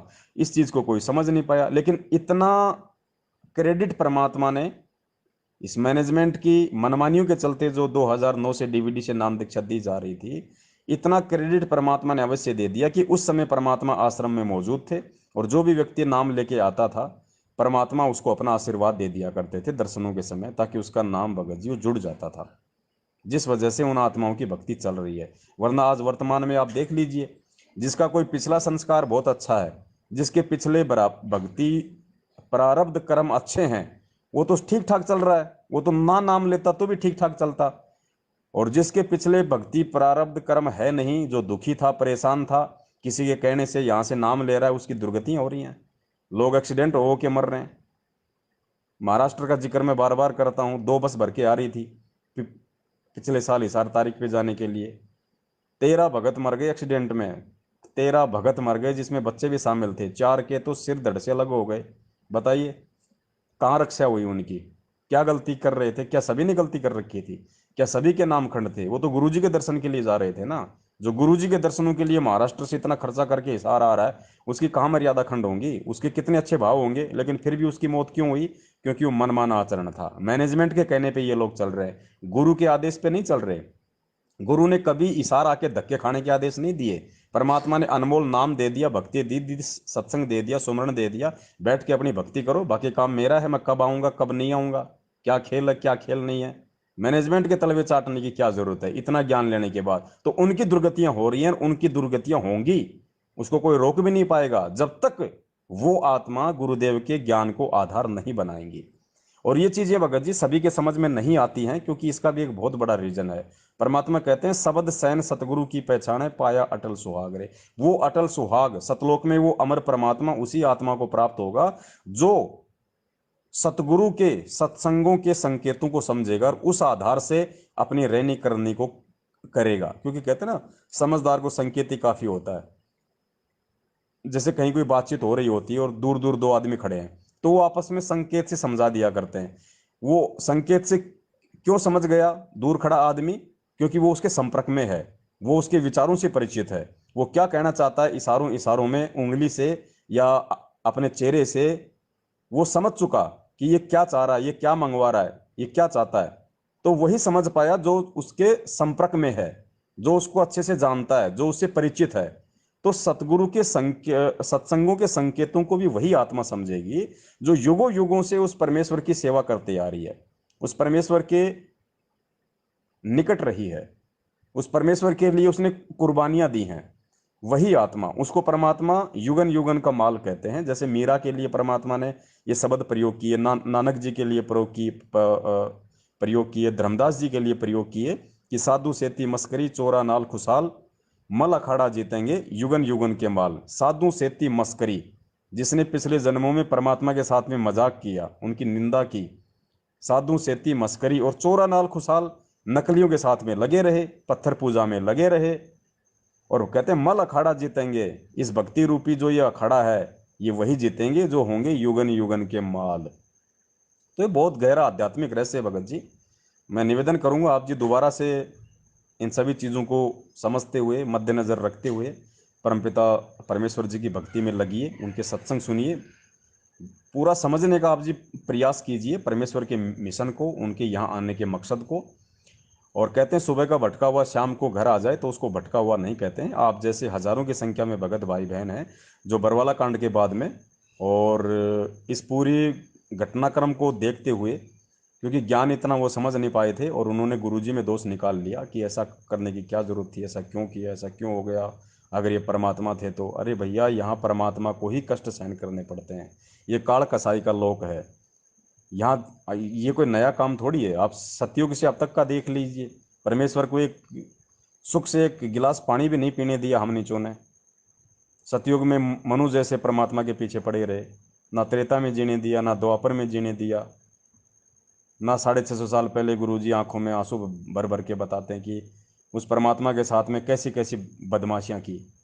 तलवारों से काट दिया, जेरे कुएं में डाल दिया, समुद्र में डाल दिया, वह नदी में गले में पत्थर बांध के डाल दिया, तलवारों से काटा, कैसे कैसे परमेश्वर के साथ में जुल्म किए। और आज देख लो क्या हो रहा है भगत जी। तो परमात्मा ये कि ये इस तरह की जो घटनाएं होती हैं उनसे परमात्मा हमें ये भी समझाना चाहते हैं कि भैया ये देखो काल कसाई का लोक है, तुम समझो और यहाँ से चलने की तैयारी करो। जब मेरे जैसे समर्थ को ये नहीं ये मतलब ये नहीं समझ पा रहा, ये नहीं बख्श रहा, तो तुम्हारी तो औकात क्या है, तेरी क्या बुनियाद प्राणी, तू पेंडा पंथ पकड़, वो ये भक्ति मार्ग पकड़ ले। मेरे साथ यदि इस लोक में ऐसा हो रहा तो तेरी क्या औकात है, ये तू अब समझ ले। और दूसरी बात, परमात्मा ये भक्ति देके इस तरह की परेशानियों में रह के, इस तरह के संघर्ष करके अपने बच्चों को ये दृढ़ता देते हैं, ये मनोबल देते हैं, आत्मशक्ति और आत्मविश्वास देते हैं कि बेटा जब मैं संघर्ष कर रहा हूँ समर्थ होते हुए और मेरे पास में तो इतनी सिद्धियां हैं, मैं तो चाहूँ तो एक सेकंड में सब कुछ नष्ट कर दूं, सब कुछ वैसा ही बना दूं, उसके बाद भी मुझे मेरे गुरु ने जो ज्ञान दिया है, जो संघर्ष करने की शिक्षा दी है, जो प्रेरणा दी है, जो मान और मर्यादा मुझे सिखाई है कि भाई भगवान पे विश्वास रखना। परमात्मा एक दिन सुनेगा कि भाई कबू तो दीन दयाल के भिनक पड़ेगी कान, राम नाम रटते रटते रहो जब तक घट में प्राण। कि मुझे मेरे गुरुदेव ने जो संघर्ष की जो शिक्षा दी है, जो जो बातें बताई हैं, जो मर्यादा में रहना बताया है, परमात्मा पे विश्वास करना बताया है कि कभी तो हमारा भी समय आएगा। उस आधार से मैं परमात्मा पे विश्वास करके ये संघर्ष कर रहा हूँ, मैं लगा हुआ हूँ, ज्ञान को समझ चुका हूँ। तो ये परमात्मा एक भूमिका करके दिखा रहे हैं। तो भगत जी हमें एग्जाम्पल दे रहे हैं परमात्मा, क्योंकि ये समस्याएं तो हमारे सामने भी आएंगी। जब ये भक्ति हम करेंगे तो समस्या तो हमारे साथ भी आएंगी, काल हमें भी परेशान करने की कोशिश करेगा, किसी को भी निमित्त बनाएगा हमारे ऊपर इस तरह के ये प्रेशर थोपने के लिए। तो हमने किस प्रकार हमारी रहने करने को रखना है, हमने किस प्रकार गुरुदेव के ज्ञान को आधार बना के संघर्ष करना है, किस प्रकार हमने धैर्य बना के रखना है, ये बहुत सारी चीज़ें हैं। ये परमेश्वर के ज्ञान से, उनसे प्रार्थना करते रहने से ही भगत जी हमारे समझ में आएंगी। और ये बातें जो व्यक्ति समझ गया भगत जी, उसका ये लास्ट जीवन है, वो नहीं रह सकता फिर यहाँ पे, ये लास्ट है, लास्ट। और ये समझाने के लिए परमात्मा ये मापदंड अपना रहे हैं, खुद आके ज्ञान दे रहे हैं, सत्संग कर रहे हैं, एग्जाम्पल दे रहे हैं, फिर अपने बच्चों को खड़ा खड़ा कर देते हैं। क्योंकि टीचर जब कुछ समय के लिए कहीं बाहर उसको जाना होता है, 1-2 घंटे के लिए अगर टीचर को बाहर जाना होता है तो वो एक मॉनिटर खड़ा कर देता है कि भाई मेरे आने तक आप इन बच्चों का ध्यान रखो, कोई शरारत करे तो उसका नाम नोट कर लेना और थोड़ा सा शांति रखना। तो कुछ आत्माओं को परमात्मा निमित्त बना देते हैं अपने अन्य भगत भाई बहनों को समझाने के लिए, अपनी अनुपस्थिति में उनका मनोबल बढ़ाने के लिए, उनका धैर्य कायम रखने के लिए, ताकि उनको देख के उनमें भी थोड़ी हिम्मत आए। तो हमारे जो सत्सेवक भाई बहन हैं उनको परमात्मा ने ये हिम्मत दी है, ये ताकत दी है, शक्ति दी है, जो आज खुद भी संघर्ष कर रहे हैं। और सबसे बड़ा एग्जाम्पल अभी हाल ही में आपने देखा होगा, मौलाना मुफ्ती सलमान अजहरी ने जो हिंदू संतों को, महंतों को जो चैलेंज किया था। और अब देखिए किस प्रकार परमात्मा के सत्सेवक बच्चों ने सैकड़ों की संख्या में वीडियो बना बना के उसके चैलेंज को स्वीकार किया, निर्भय होके, निडर होके। ऐसा नहीं कि बस खाली फोकट में कर दिया, नहीं, अगर समय आए तो हम जाएंगे, हम अग्नि में प्रवेश होंगे उस परमेश्वर का नाम लेके। परमात्मा धरती पे है, धर्म की हानि नहीं हो सकती, क्योंकि मालिक खुद आज इस पृथ्वी पे। अगर ऐसा हुआ तो फिर ना भक्ति ना कोई भगवान। जबकि हजरत मोहम्मद का नाम आते तो भगत जी आज से पहले ये एग्जाम्पल, वो पीले पर्चे हैं हमारे पास में, जब भी कभी हजरत मोहम्मद का ऐसा कोई मामला उठा है, मैनेजमेंट ने तुरंत पीला पर्चा निकाल दिया कि भैया गुरुजी का आदेश है, हजरत मोहम्मद पे कोई टिप्पणी नहीं करनी, मुसलमान धर्म पे कोई टिप्पणी नहीं करनी। इनको पता था, क्योंकि इनको विश्वास तो है नहीं, इनको भक्ति और भगवान पे और गुरुदेव पे। इन्होंने सोचा अगर हम ये मुद्दे पे अगर कुछ बोलेंगे, या हमारे जो ये सोशल मीडिया सेवादार है ये अगर कोई पोस्टर बनाएंगे, कुछ प्रतिक्रिया देंगे, सरकार ने एक्शन ले लिया तो हमारे आश्रम छिन जाएंगे, हमारे नामदान केंद्र बंद हो जाएंगे, हमारा जो ये अरबों का, ये करोड़ों का जो धार्मिक धंधा हमने लोगों को मूर्ख बना के जो खोल रखा है देश विदेश में, हमारा धंधा बंद हो जाएगा। फिर हमारे ऐशो आराम और ये जो ये अय्याशियाँ हम लोग जो करते हैं, इनके लिए पैसा कहाँ से आएगा। तो डर उन लोगों को होता है जिनका कोई स्वार्थ होता है, और जो परमार्थ के लिए परमेश्वर से जुड़ते हैं, उनके मार्ग पे चलते हैं, उनको कुछ भी खोने का डर नहीं होता। भगत जी कहते हैं ना कि नंगे आदमी का नहाएगा क्या और निचोड़ेगा क्या। तो हम सत्सेवकों का तो वो हाल है भगत जी, हम तो नंगे हैं, हम तो सब कुछ अपना परमात्मा को सौंप चुके हैं, हमारा अपना कुछ है ही नहीं। तो हमारा कौन क्या बिगाड़ेगा, और क्या बिगाड़ लेगा हमारा, और क्या बिगड़ जाएगा। तो जब हम परमात्मा के प्रति पूर्ण रूप से समर्पित हो जाएंगे तो परमात्मा फिर बच्चा नहीं है, वो पीछे नहीं है। मालिक कहते हैं जय तू चाल एक कदम मैं चालू कदम 60, जय तू हो जा काट का मैं हो जाऊं लोहे की लाट। परमात्मा धरती पे है, ये विश्वास करना पड़ेगा, खाली जुबान से बोल के एक बात नहीं बनेगी। अंतःकरण में, हृदय में मानना पड़ेगा कि हाँ भगवान धरती पे है, और मैं उसके लिए अगर एक कदम बढ़ाऊंगा वो 60 कदम आगे चलेगा, 60 कदम आगे। इसलिए परमेश्वर के बच्चों ने, हमारी बहनों ने, हमारे सत्सेवक भाइयों ने सैकड़ों वीडियो बना बना के डाल दिए, जबकि एक भी हिंदू ने अगर वीडियो बना के डाला हो तो पूरे भारत में, पूरे विश्व में। जबकि ये काम तो मैनेजमेंट का था, लेकिन ये नालायक तो डर के घरों में बैठ गए, क्योंकि ये तो आदेशों के गुलाम है संगत। इनको ये नहीं पता कि आदेश हाँ कहाँ से रहे हैं, आदेश देख हो रहा है। और हम सत्सेवक, हम हैं भगत जी परमेश्वर के ज्ञान के गुलाम, और आदेश के गुलाम भी हैं, लेकिन उस आदेश को मानेंगे जो परमात्मा हमारे को सन्मुख आदेश देंगे। पीठ पीछे कोई ऐरा गहरा नथु बहरा आके बोल देगा, हम उस आदेश को नहीं मानते, हम थूकते हैं हम ऐसे आदेशों के ऊपर। ये परमेश्वर ने हमारे को सिखाया।